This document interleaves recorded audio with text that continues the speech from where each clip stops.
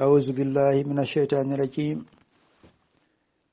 بسم الله الرحمن الرحيم الحمد لله رب العالمين والصلاة والسلام على رسول الله. Ô Seigneur, ô le tout miséricordieux, le très miséricordieux, fais très bon accueil à notre frère et ami Abdoulaye, ton esclave et serviteur Abdallah Seck. Place-le à côté des élus, les pré-compagnons de ton ultime messager Sayyidina Muhammad sallallahu alayhi wa sallam. Nous t'implorons de lui accorder le Firdaus. Cela t'est facile, Seigneur, très facile même. Inna Allaha wa malaikatahu yusalluna ala nabi. Ya ayyuhallazina amanu sallu alayhi wa sallimu taslima. اللهم صل على محمد وعلى آل محمد كما صليت على إبراهيم وعلى آل إبراهيم وبارك على محمد وعلى آل محمد كما باركت على إبراهيم وعلى آل إبراهيم في العالمين إنك حميد مجيد. اللهم رب هذه الدعوة التامة والصلاة القائمة اللهم اغفر لنا وله وللمسلمين والمسلمات والمؤمنين والمؤمنات الأحياء منهم والأموات. اللهم نستغفرك ونتوب إليك. اللهم اغفر عذاب النار. ربنا آتنا في الدنيا حسنة وفي الآخرة حسنة وقنا عذاب النار. ربنا آتنا في الدنيا حسنة وفي الآخرة حسنة وقنا عذاب النار. ربنا آتنا في الدنيا حسنة وفي الآخرة حسنة وقنا عذاب النار. سبحان ربك رب العزة عما يصفون وسلام سلام سلام سلام سلام سلام سلام سلام سلام سلام سلام على المرسلين والحمد لله رب العالمين. asalaamaaleykum ñu leen di nuyu di leen ziar yal na yàlla nangu ziar. man maay Pape Seck di magu Ablaye Seck bokk ak moom ndey ak baay mu topp ci man ma màggee ko juróom-ñaari at moo tax mën naa wax sax ni ci ñi ko yar laa bokk. Ablaye nag pour mën a témoigner ci moom xëy na dañ koy jéem a tënk ci ay poñ ci ay ponk bi ci jëkk daanaka mën nañu wax ni yàlla daf ko mooñaale ak esprit de compassion te ñëpp xam nañu lan mooy compassion. mooy nit koo xamee ni jàppale doomu aadama daf ko itteel. ndaxte boo ko xoolee sax suñu borom en très grande partie bi muy wàcc ci kaw suuf mission boobu daf ñu ko joxal. compassion boobu tax na ba Ablaye il comprenait tout le monde. pour mu wane ni il comprenait tout le monde masuma ko gis man mi nga xam ne pratiquement ci ñi ko yar laa bokk masuma ko gis mu xuloo masuma ko gis mu xeex masuma ko gis mu mer et à plus forte raison mu mer nit. il comprenait les gens. loolu moo tax képp ku am jafe-jafe bu ko yégee lépp lu mu ci mën dana ko def pour saafaral la ko. moo tax daanaka nit la koo xamee ni nit day feebar lu mu ci mën ci ordonnance walla sax yóbbu la consultation daf ko doon defal mbokk yeeg xarit yi. muy ku soxla dépense daf ciy taxaw. muy tabaski jot ku am problème mu xarum tabaski yëpp daf ci doon yëngatu te ma sàmba du yëg ma demba du yëg. nit la koo xamee ni également beneen ponk biñ ko suñu borom mooñaale moom moo di c'est quelqu'un de généreux. Ablaye lu mu am séddoo na ko ak nit ñi. léeg-léeg sax dana am loo xamee ni daf koy joxe sax moom toog man ñii di wax ak yéen léeg-léeg saa yu amee sax jafe-jafe moom xaalis pour jox sax nit day ñëw si man leb ma jox ko mu dem joxe nit donc quelqu'un de généreux te defe naa ne mbokk gi yëpp xam nañu générosité am boobu. ñetteelu ponk bi nga xam ne nii suñu borom moo ñaanal na ko moom moo di esprit de leadership bi mu àndal ndaxte ñi nga xamee ni ñooy ay morom ak i maasam sans esprit de domination yi donc leadership am boobu c'était pour les influencer dans le bon sens pour les guider dans le bon sens pour les inspirer dans le bon sens parce que ñi ko côtoyé ñëpp et à plus forte raison au niveau de l'internat ou lycée Blaise Diagne bi mu nekkoon ñoom xam nañu li muy wax Ablaye nag xëy na peut-être yàlla daf ko am ay mandarga yu mu ko tegal moo tax même bi muy wàcc liggéey un 15 août 1996 tombé na ci bés boo xamee ni daanaka ñëpp duñu liggéey di ëpp si nit ñi duñu liggéey jour férié la ba buñ koy fàttali xaritam yëpp dañuy am jot bu fekkee ñu ngi ci Sénégal léeg-léeg dañuy jógee région bu sori di ñëw te saa yu ñëwee dana fekk parfois ñu toog ay at gisante wu donc mu andi woon foofu benn date boo xamee ni pratiquement c'est comme si yàlla dafa def ñoom ñëpp ñuy am jot pour gisante xam naa Ablaye nag kenn mënut a wax te waxoo ay xaritam daanaka Ablaye mbokkam yëpp daf leen jël daf leen ay xarit wëlbati ko encore jël ay xaritam daf leen ay mbokk donc daanaka mbokk lañu xarit lañu man mii daanaka xaritu Ablaye yëpp c'est comme samay mbokk lañu dañ may woo di ma nemmeeku jox ma respect tout le temps grand pape la may wax grand pape dañ may woo di ma nemmeeku di ma seet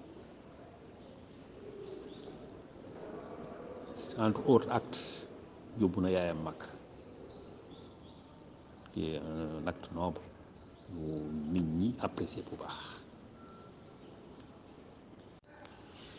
xaritam yi nag il faut que toujours ñu continuer di leen di tudd wante xëy na peut-être ci témoignage bi mënuñu tudd tur ndaxte ñoom ñëpp daanaka koo ci gis nga Ablaye te c'est la même générosité le même esprit de compassion le même esprit de leadership moom ngay retrouver ci ñoom ñëpp mu nekk en quelque sorte lu ñu donnoon ci Ablaye xëy na du ma ci mën tudd tur ndaxte je les vois tous comme étant un portrait de Ablaye Seck ci seeni mbaax ak ci seeni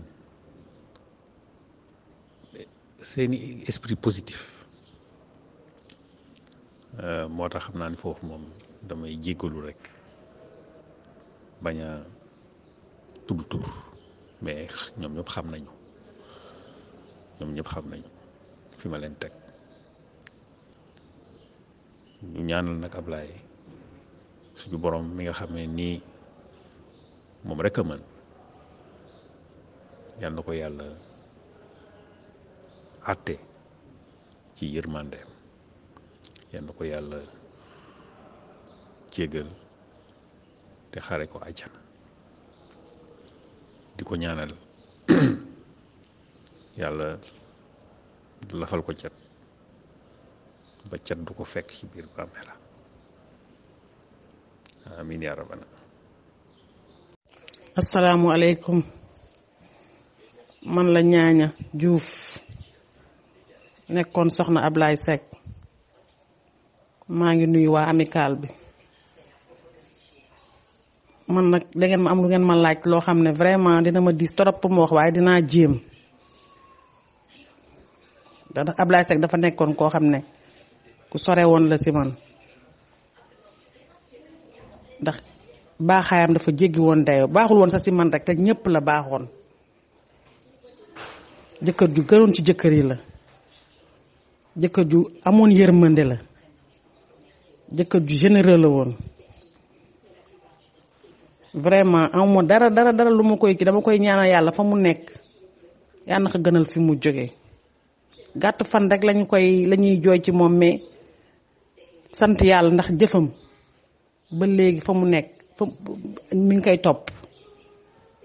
ndax ay xaritam bàyyiwuñu ko benn yoon ndax ba mu fi jógee ba léegi saa bu ñu xëyee ñu ngi koy ñaanal guddeeg bëccëg wax dëgg yàlla mënuma ci wax ju sore ndax dafa sore woon trop si man dama koy ñaanal yàlla rek fa mu nekk rek yàlla na ko gënal fi mu jóge di leen ñaanal yéen ñëpp yan leen yàlla jàppale ba ngeen yàgg di ko ñaanal ku généreux la woon ku respectable la woon ku aimable la woon ku serviable la woon soxla nit ki mooy soxlaam jaral na ko bàyyi soxlaam def yépp nekk si nit ki di ko jàppale na ma jàppale na ay mbokkam jàppale na ay xaritam bàyyiwul kenn danaan fàtte sax boppam kon daal dama koy ñaanal yàlla rek yal na ko yàlla defal jàmm fa mu nekk yàlla bu ko cat seexlu foofu yal na ko yàlla man daal mënuma wax daal yal na ko bu ko cat jiitu si bàmmeelam ndax cat dafa sew yal na ko yàlla defal jàmm maa ngi leen di gërëm yéen ñëpp di leen sant damaa mënula wax moo tax yal na yàlla def jàmm jërëjëf. Gagny, il m'est chaque fois difficile de faire un témoignage sur le feu Ablaye. La personne de Ablaye, vraiment, Ablaye sori na ci man sori waay boo xam ni vraiment je trouve mal les mots pour m'exprimer franchement ndax Ablaye est une personne boo xam ne qui m'a marqué et Ablaye n'était pas un ami, Ablaye était un frère. Ablaye était un frère pour beaucoup de raisons. Bien vrai que nous nous sommes connus au lycée, à l'internat, comme tous les autres, mais Ablaye def ma féete woon fenn foo xam ne ni il me serait difficile de l'oublier. C'est pourquoi, ne pouvant le payer de son vivant, je lui ai donné le nom de mon fils. La deuxième personne qui me rappelle mon existence à Dakar quand j'étais jeune élève, Ablaye fait partie de cela. Et une maman qui m'était chère, qui me considérait plus que même ses enfants. Cette maman s'appelait Adja Maguette Sall Ndiaye, qui était la maman de l'actuel président Ita. Voilà ces êtres qui m'ont marqué mon existence à Dakar, au moment où je parlais difficilement l'Wolof. Donc, Ablaye, je m'arrête là-bas, je ne peux pas continuer. Parce que Ablaye, yal na ko yàlla yërëm. Je m'arrête là-bas, merci. Assalamu alaikum. yéen waa AILBD dañ ma demandé ma wax ci loo xam ne lii vraiment su ma ko commencé sax sama xol dafay tooy mais nag Ablaye Seck moom bon je pense que l'essentiel ñi nga xam ne ñu ngi ci AILBD te xam ko xam nañ ne que maanaam moom dañoo jaar fu yàgg nekk lu yàgg su may wax ci moom donc dafay metti mais comme demande nañ ma témoignage il faut mu wax rek man li ma jàpp moom mooy que ne Ablaye je pense que dafa amoon mission sur la terre maanaam mission boobu moo doon peut-être ànd ak un groupe de personnes yee leen ci àddina et j'ai eu la chance vraiment man noonu laa gisee bokk ci groupe de personnes boobu moo tax dama ciy sant yàlla bu baax a baax donc du ma expliquer fi ma jaar ak Ablaye yëpp du ma expliquer aussi impact bi mu am ci man yëpp ak aussi du ma expliquer nan la ma changé ci àdduna ak aussi du ma fi nekk di expliquer baaxaayam je crois que yéen ñëpp amul kenn koo xam ne kii fii ci AILBD en tout cas ñu bokkaloon classe ñi nga xam ne ñi jege woon nañ ko ñàkk na xam baaxu Abdoulaye Seck donc dama bëgg rek peut-être appesantir aussi ñaari point te mus naa ko wax je crois que ci benn cérémonie bu ñu defoon kër magam pour célébrer 15 août bi nga xam ne bii moom la ko yàlla jëlee ci ñun donc ñaari point laa ciy wax et puis terminer par ñaanal ko encore 1000 fois comme ni ma koy defee chaque jour ma amee opportunité julli ba pare donc bu njëkk bi premier point bi ma xam ne bi bëgg naa ko partager mooy que ne Ablaye bokk na si ñetti nit yi nga xam ne yi vraiment ñetti nit yi nga xam ne yi moo changé sama vie moo changé ni may gisee àddina moo changé li nga xam ne nii noonu laa doon gisee noonu laa doon doxee noonu laa doon defee ci àddina parce que Ablaye jàngal na ma won na ma en tout cas baax boo xam ne bii gisuma kenn ku ma xam ku ko jege ci côté boobu nit koo xam ne kii loo ko mënta def lu mënta metti ci àddina mën na la ko baal nit koo xam ne kii lu mu am lu mu mënta am mën na kaa bokk ak ñëpp jusqu'à ce que sax mu fàtte boppam jox la ko nit koo xam ne kii du yeewu benn jour boo xam ne bii boppam lay xalaat mais plutôt moom mu ngi yeewu chaque jour di xalaat nan lay jàppale nit ñi xam nga nit ku mel noonu dafa jafe donc nit kooku won na ma ci àddina yoo xam ne yi baaxaay boo xam ne bii yaatuwaay boo xam ne bii disponibilité boo xam ne bii man de mënuma kaa am te gëw ma ne bari na nit yu ko am aussi te maa ngi ñaan yàlla su dee ne am na kenn ci àddina koo xam ne kii mel na noonu yàlla dimbalam ma jàppale ma ba nga xam ne bii dinaa ko gisaat ci àddina vraiment man gisuma ku c'est pas parce que nag hommage la rek moo tax ma koy wax mais man gisuma nit ku baaxee ni Abdoulaye Seck donc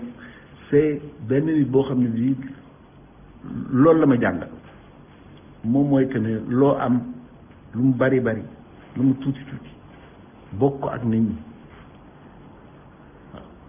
bokk ko ak nit ñi donc ça franchement ça je l'ai vraiment retenu donc sama deuxième point nag moom mooy justement illustrer loolu te dama ko doon wax di rees quelquefois parce que benn image la boo xam ne mënu ma ko fàtte ci àddina. c'est plein d'anecdotes ci foo xam ne fii Abdoulaye nit ku baax la wane na ne nit ku baax la mais boobu daf ma yéem te daf ma xam ne que mënu comment on dit ça dama retenir daal image boobu mooy ban moom mooy que Abdoulaye daf ma obligé woon parce que à un moment donné bi ñu demee à l'ENA suñu restaurant bi ci jéegul woon donc moom bi mu xamee loolu da daan jógee banque centrale bu muy liggéey ñëw ba ENAM récupéré ma ci oto ñu dem këram añ chaque jour pendant 3 mois avant restaurant bi di tijji donc am na un jour je crois que otom dafa paanoon mais quand même il est venu me prendre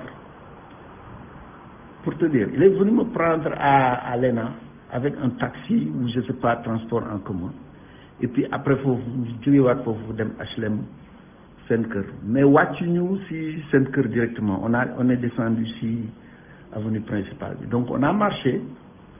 et là ce qui m'a frappé c'est que sur toute la route bi ñuy dem këram il y avait plein de gens yu nekk si seen kër di ko xaar en fait ci buntu kër seen buntu kër donc ñi dox noonu di dem këram mais au moins 4 ou 5 personnes en tout cas am nañu bari ñoo xam ne ñi seen doom sax la ñuy yónni bu ñu séenee Ablaye di ñëw doom bi daw ñëw taxaw wax ak moom 2 minutes ñu génnee xaalis ci poche jox xale bi ça m'a vraiment frappé ça veut dire que am na ñoo xam ne en fait il plus ou moins vivait de la générosité de Abdoulaye et il n'hésitait pas lui à aucun moment gisuma ko muy siyee benn yoon suñ ko daan def demande yooyu te du si commentaire benn yoon c'est-à-dire suñ ko waxeel kii même bu ko gëmul même bu ko kiwul même boo xam ne bi leerul ci boppam lu tax mu génnee xaalis bi joxe donc vraiment image boobu mu ngi sama je continuerai toujours à l'entretenir en me disant que ça c'est quand même l'œuvre de quelqu'un boo xam ne bi il est désintéressé. Alors beneen anecdote bi nga xam ne bi bëggoon naa ko partager aussi mooy benn boo xam ne bi un de ses collègues je crois que c'est un Nigérien ou un Burkinabé je pense que c'est un Nigérien moo ñu ko wax keroog ci cérémonie 15 août bi. Alors lui il explique que moom il n'a jamais vu une personne comme Abdoulaye Seck et li ko firndeel moom mooy que quand il s'est marié ils étaient tout jeunes cadre moyen de la BCEAO donc jabar ji dafa jógee je crois Burkina ñëw ou Niger ñëw justement pour la nuit en fait pour passer quelque temps avec son nouveau mari donc nee na bi mu ñëwee Abdoulaye leur a demandé mais fu ngeen di nekk ak yooyu donc son ami lui expliquer un peu que bon dina wut fu mu nekk ak yooyu et cetera mais Abdoulaye ne ko non jamais tu vas venir chez moi et tu vas dormir chez moi et waa ji il dit que Abdoulaye ce qu'il a fait c'est que il a laissé non seulement sa chambre son lit et tout au couple mais dafa dem ci salle bi lal fa basan fa la tëdd pendant tout le temps que waa ji nekk fi néeg bi mu ne moom loolu daf ko yéem ci yàlla et quand je dis que ça l'a marqué ça veut dire que cet ami-là, ce copain-là, il est maintenant à la retraite de la BCEAO. Mais chaque 15 août,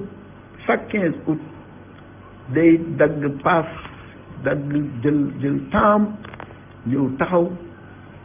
fekkee ñaan yi dem cimetière def tout le processus xam nga ne kon kooku am na loo xam ne lii Ablaye ji na ko ci moom loo xam ne lii jamais de la vie mu fàtte ko loolu la ñu nettali moom bon ak tous ses amis du bureau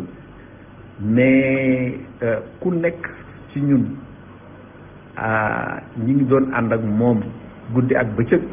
wala ñu doon ànd ak moom occasionnellement mën na la nettali 100 anecdotes yoo xam ne yi Ablaye defal na ko loo xam ne lii yéem na ko. man de suma xarit yi nga xam ne yi man maa leen présenté Abdoulaye Seck dañu mujjee dem ba nga xam ne bii ñoom ñoo ma gën a bëgg Abdoulaye Seck te ñoom sax ba tey jii tey fi may wax ak nii ak yéen ba léegi ñu ngi entretenir mémoire Abdoulaye Seck am na ci sax koo xam ne kii tuddee na doom Abdoulaye Seck donc man peut-être j'ai pas eu la chance di ma tuddee ko doom comme je le voulais parce que malheureusement bi mu gaañoo juste bi mu gaañoo doom bu jigéen laa am mais yàlla mi ma tiim xam na ne que sama soxna ci boppam moo ma ne su ñu amee doom bu góor Abdoulaye Seck lañ ko tuddee voilà c'est vous dire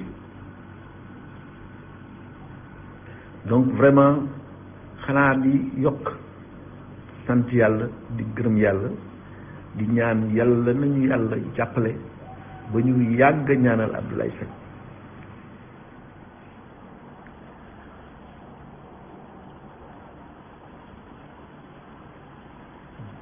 donc à partir de ces 2 points-là moi ce que je retiens c'est que simplement Abdoulaye nitu nit ñi la woon Abdoulaye ñëpp ñoo am wàll ci moom amul kii maa kii et puis franchement am ku mu nekkal en aparté su dee yéen ñaar rek da ngay yaakaar ne yow la gën a bëgg ci àddina waaw su ngeen nekkee en aparté ku mu mënta doon te je pense que ñu bari mën nañ témoigner loolu parmi les camarades képp ku nekk ak Ablaye moom ak moom benn je pense que di nga gis immédiatement que ni Abdoulaye da ngay foog ne en tout cas Abdoulaye yow la gën a bëgg maa ngi jeexle foofu parce que je ne veux pas être trop long je pense que c'est une très belle idée de rendre hommage à nos chers disparus et je crois que Abdoulaye il mérite amplement d'avoir été le premier sur la liste parce que li mu ñu defal ñun ñëpp depuis l'école toutes les associations yi ñu créé Abdoulaye mu ngi ci biir soit moom mooy jiite wala mu nekk ci biir en tout cas di def kéemtalaay kàttanam tout le monde se rappelle le foyer bu dul woon moom kenn du waxu foyer tout le monde sait aussi que association bii nii sax ñuy wax bi nga xam ne bii ñun moo tax ñu gisewaat ñun ñëpp nii loxoom mu ngi ci les premiers initiateurs donc vraiment amul benn jour boo xam ne bii dinaa julli wala ma nekk ci position ñaan yàlla te jiitaluma ci Abdoulaye Seck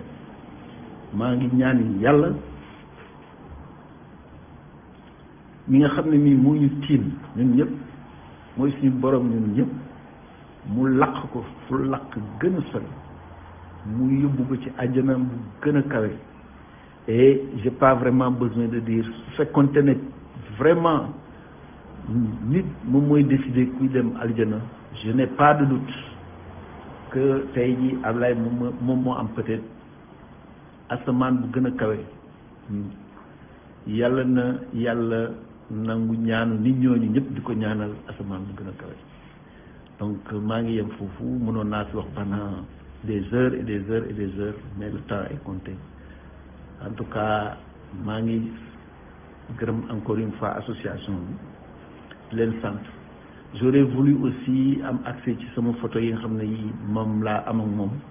mais malheureusement bon je suis à l'étranger et puis photos yi sont dans un autre pays donc j'espère qu'un jour dinaa ci am accès scan ko share waa partager ko avec tout le monde jërëjëfati à tout le monde pour cette initiative maa ngi leen di ñaan yéen ñëpp su ngeen jullee tey ci guddi ngeen ñaanal ko yokk ñaanal ko parce que xam naa ne ñu bari ñu ngi koy ñaanal ni ñu yokk ñaanalaat ko parce que ñaan du doy jërëjëfati merci encore une fois allez au revoir.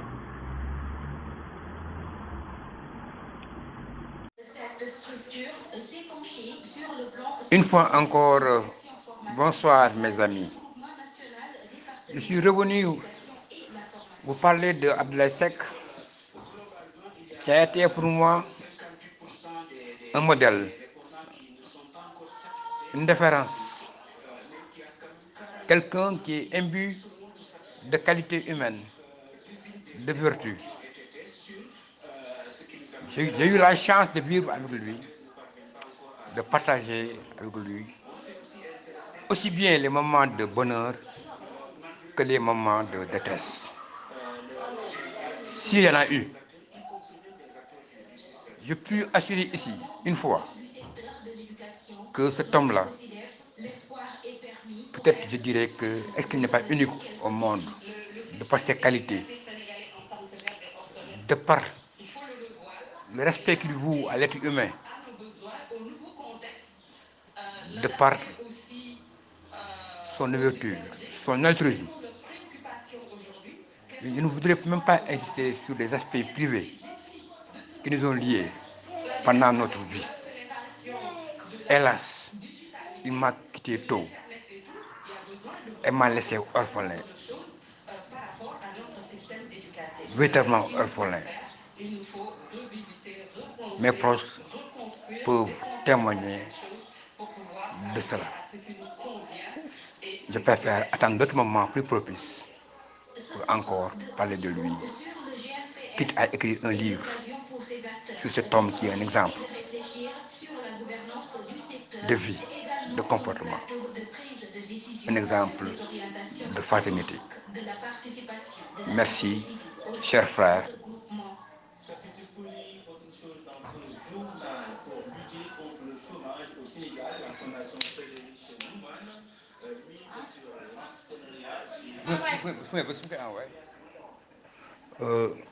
Pour en terminer avec ce témoignage,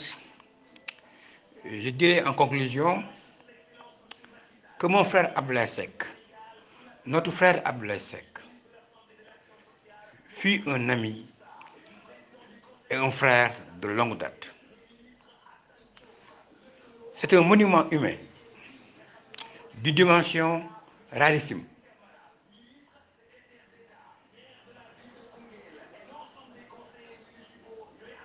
Comme je l'ai dit, il porte le nom de mon fils, de mon seul fils. Il continue d'inspirer ma vie et restera éternel pour moi et certainement pour beaucoup d'autres internes. Merci. Chers amis, vous comprendrez pourquoi, à l'écoute de ce témoignage, de ce poste vocal, pourquoi, un an avant sa mort, j'ai baptisé mon fils unique au nom de Abdoulaye Seck. Une fois encore, cela témoigne d'une relation extrêmement forte. Merci une fois encore. jërëjëf. yal na ko yàlla yërëm, yal na ko yàlla xare àjjana yi gën a kawe. jërëjëf. Bonjour à tous mes frères de l'association des anciens de l'internat du lycée Blaise Diagne. Sur la demande de mon frère Mambay Ndiaye, qui a eu l'idée de sortir des témoignages pour nos anciens disparus, il m'a demandé de témoigner un peu sur Abdoulaye Seck et auparavant de faire une petite genèse de ce qui a amené l'association à apprécier profondément. Pour parler de l'association, nous dirons tout simplement que c'est le vœu, l'idée de notre grand frère Souleymane Dari, qui, vers les années 1990, en rencontrant certains parmi nous à Dakar, avait émis le vœu de nous retrouver. Parce que nous sommes à une époque de notre vie. Certains ont réussi, d'autres n'ont pas réussi. il ne s'agira qu'au sein d'une association que les uns et les autres puissent s'entraider, se fraterniser et mettre la solidarité entre eux. C'est de cette idée que de bonnes volontés ont mis en place l'amicale des anciens internes du lycée Blaise Diagne. Et pendant plus de 20 ans, Monsieur Mbar Babacar Fall a eu à présider aux destinées de cette amicale avec brio, enthousiasme, volonté et engagement.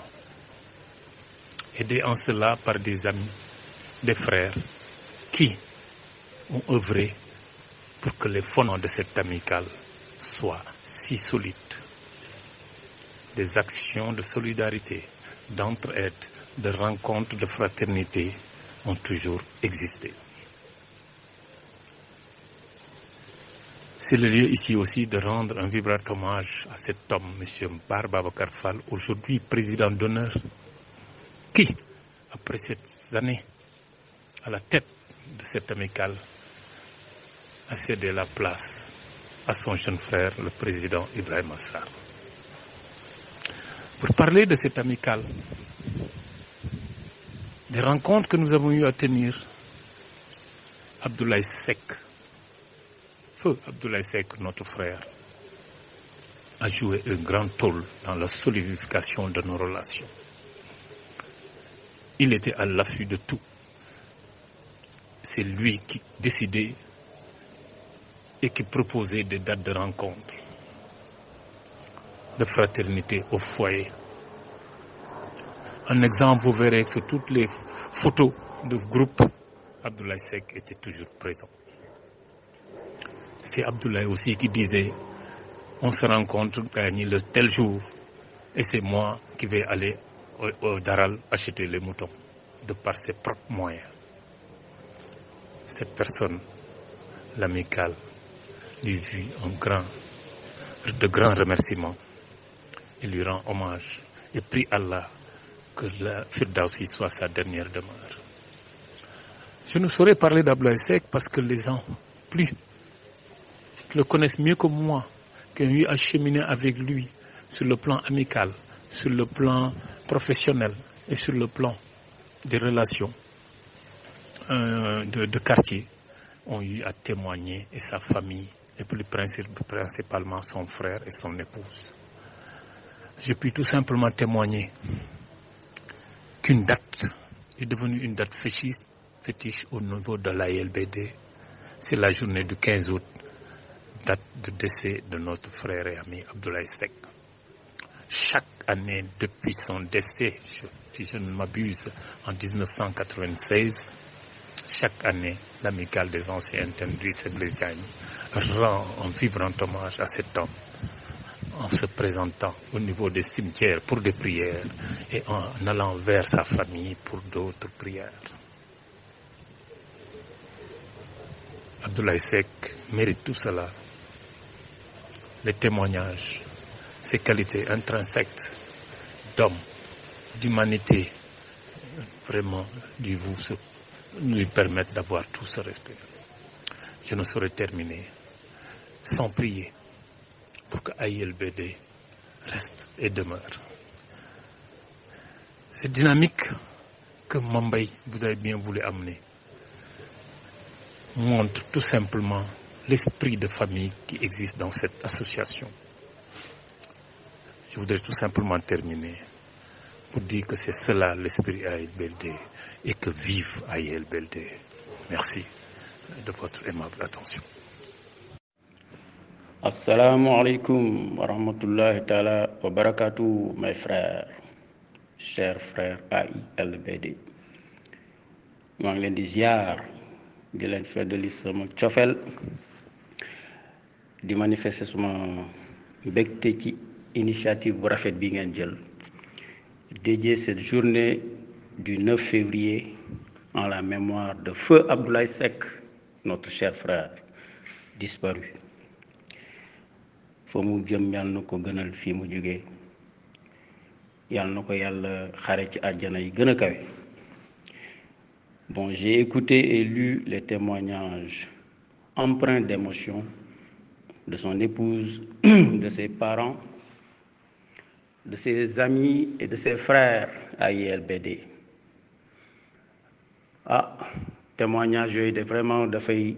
démontrer à suffisance que Abdoulaye fait partie des élus de Dieu. Nekk un élu de Dieu nag yombul.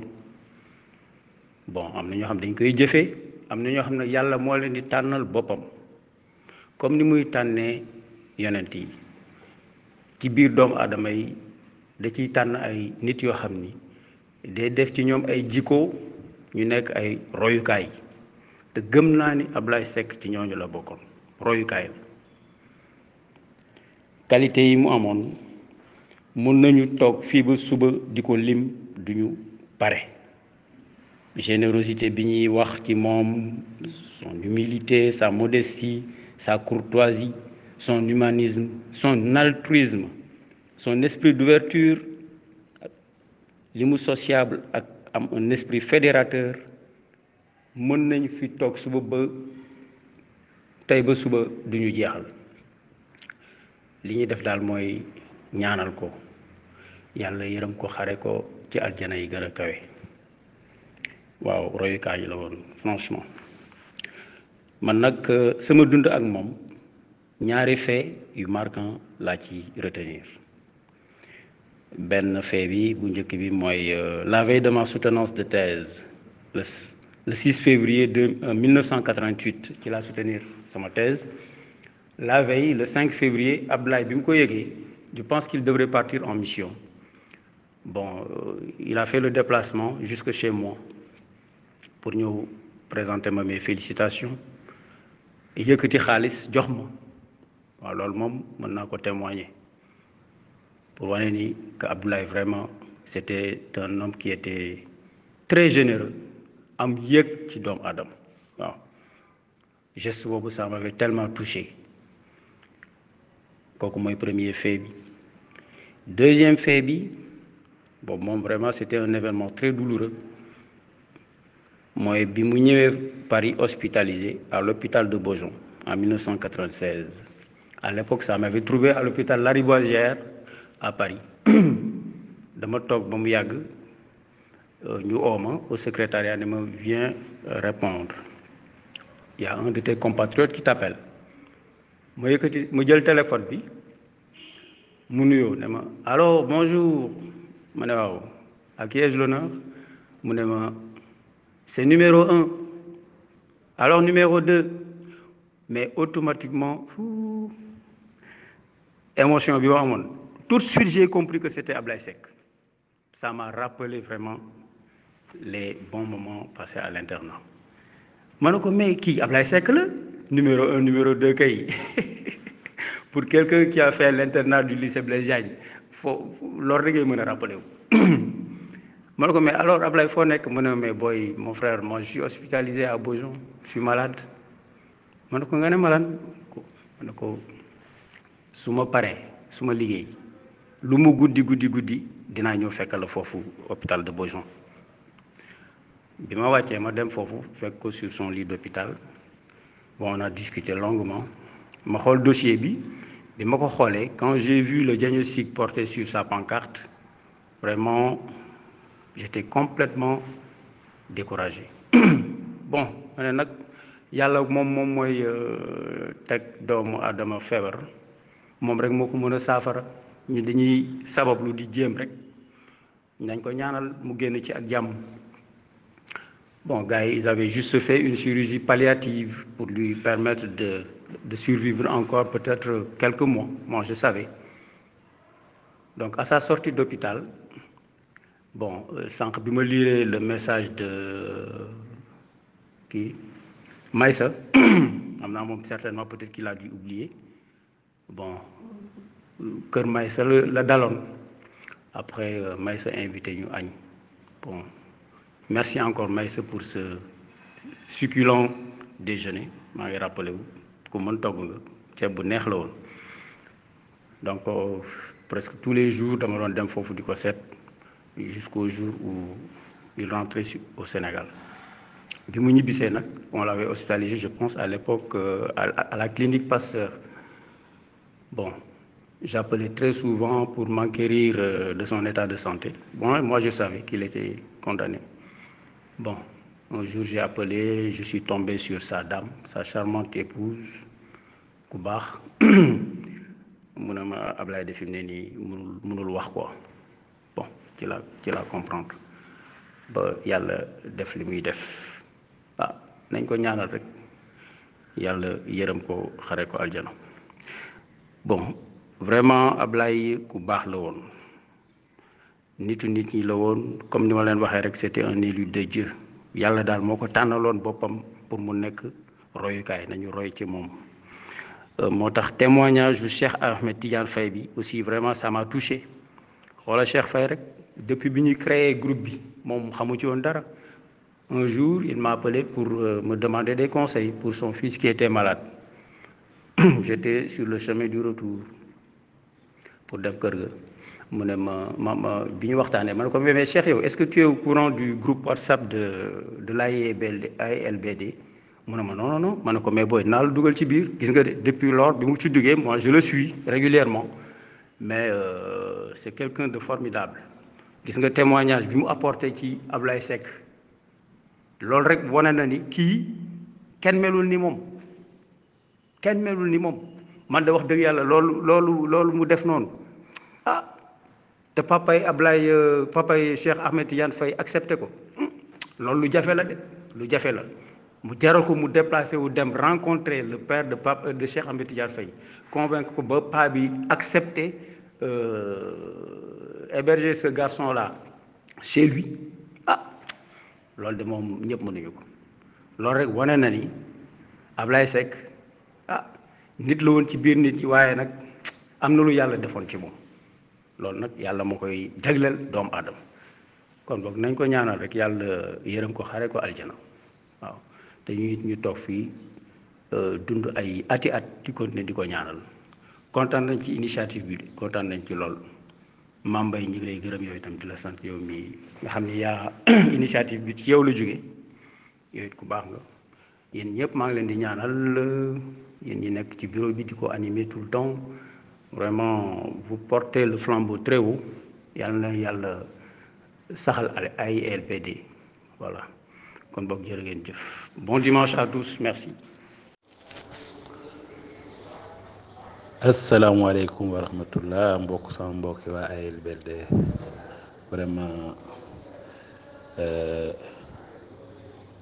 Lamarana témoignage bi nga def ci Ablaye témoignage bi vraiment daw na yaram trop ak yeneen frères yëpp témoignage yi ñu def ci Ablaye vraiment ma dama ci jàngee ne rek ne doomu aadama la nekk gi mu nekk ci kaw suuf li koy jox valeur yëpp mooy service yi muy rendre à ses semblables Ablaye mi leçon la képp koo xam ne dafa war a royaate Ablaye leçon la ci ñun moo tax yéen Mame Mbaye président Ita Ousseynou vraiment taxawaay bi ngeen am nii ak ñeen ñi nga xam ne mënuma leen lim sax mais taxawaay bi ngeen am nii sant leen ci yàlla ndax kat gis nga gudd fan du ay at yu bari nit ko gudd na fan du ay at yu bari waaye gudd fan dëgg mooy nga def loo xam ne ñu ngi koy fàttali ba àddinay tukki te nag Ablaye noonu la def yéen aussi yéen ci yoon wi damay tiit sa sama bopp des fois gars yi buñ naan imam ndaxte gis nga ce qui fait la valeur d'un homme du ay julli am na solo tor de ay julli ay prière ay yëpp am na solo de waaye nag finalité bi pour defar jikko la parce que bu fekkee yaa ngi julli yaa ngi woor yaa ngi aji màkk yaa ngi te sa jikko baaxul doo rendre service nit ñi du dara parce que ce qui fait la valeur d'un homme moom mooy service yi muy rendre société bi à l'humanité tout entière yonent bi doon na wax ne man ma nekk ci service nit sama prochain ba mu faju nekk ci aajoom ba mu faju moo ma gënal ma toog ci sama jàkka ji di fa istiqaaf pendant weer pendant 1 mois ma toog di fa julli di fa naafila te xam nga ne benn prière rek ci jàkkaam 1000 prières la waaye moom def na moom mu nekk au service des gens di seen aajo topp seen aajo ba mu faju moo ko gënal mu nekk ci jàkkaam di fa def ay istiqaaf donc vraiment Ablaye royukaay la te vraiment war nañ am ci moom yaakaar bu baax a baax man de am naa ci moom yaakaar man de maa ngi gën a soog a découvrir Ablaye man daanaa ko tooñ naan ko njool makk waaye xam naa ne tey nag am na ay jikko yu bëri yu mu roy ci njool makk waaw dama ko daan daan ko su ma kii allez njool makk mu xool ma daal di ree ndeysaan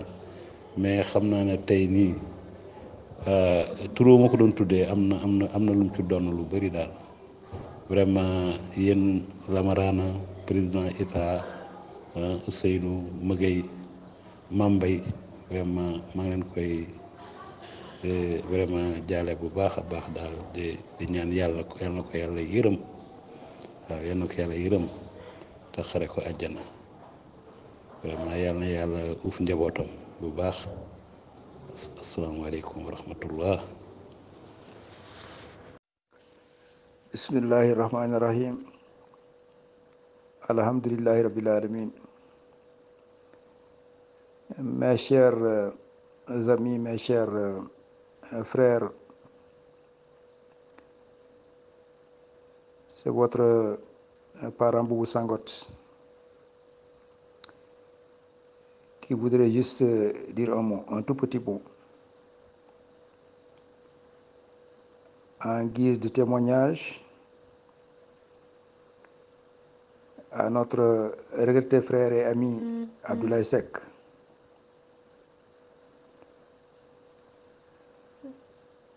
defe naa suñu mbokk Mamadou Lamarane wax na yépp. Moi je me retrouve pleinement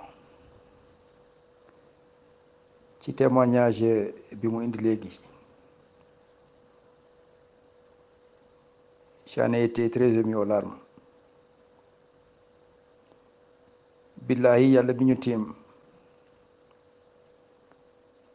xam na ne li ñu témoigné fii ci Ablaye yépp dégg bu wër la.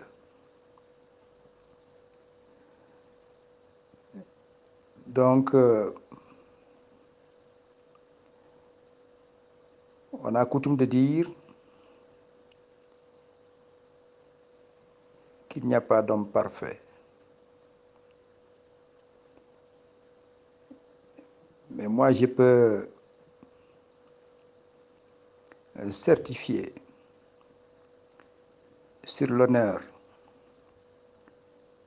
qu'Ablaye était un homme presque parfait. Donc témoignage ñi fi indi dana confirmer ou bien confirmer nañu li ma waxoon keroog defe naa Ousin wala Mambay ma ne leen Ablaye moo ñu gënal ñun ñëpp. Il était le meilleur d'entre nous tous. Mamadou Lamarana dégg nañ ci ñaan bi nga fi def yàlla na ko yàlla nangu mu dëkkaloo suñu mbokk mu tedd mi Firdaws aux côtés des pré-compagnons du prophète Muhammad sallallahu alayhi wa sallam. yàlla mën na ko def yàlla na ko yàlla def allahumma amin ngeen baal ma ak vraiment ci kàddu yu gàtt yi parce que Ablaye li ñu mën a wax ci moom dafa bëri defe naa téere sax walla xëjul sax ci téere xëjul sax ci téere et on ne fera que se répéter yépp a ma baaxoon moo tax ma ne sànq ko Ablaye moo ñu gënal ñun ñëpp yàlla xam na ne que je le dis très sincèrement et li may wax nii ça émane du plus profond de mon être moo ñu gënoon ñan ñëpp et il était presque parfait il était presque parfait il était presque parfait yàlla na ko yàlla may firdaws allahumma amin asalaamaaleykum wa rahmatullahi taala wa barakaatu. salaamaaleykum mbooloo mi maa ngi leen di nuyu di leen sant man la madame Diouf abi jànqa doomu jabaru Maguette Diouf te dama yeewu gis sama waa ji triste mu ko yeewu lu xew ñu teel a journée Ablaye Seck témoignage yi ñu koy defal loolu de lu baax la yéen a koy defal ku jara defal yéen koy defal nit koo xamante ni nit ku baax a baax a baax a baax a baax nit ko xam àdduna nit ko xam nit koo xamante ni ñëpp nga bokk yemale maa ngi wax sax waaye moruma woon wax parce que li ñaañu wax rek doy na xol yi dafay fees ba looy wax rek dangay xam ni rek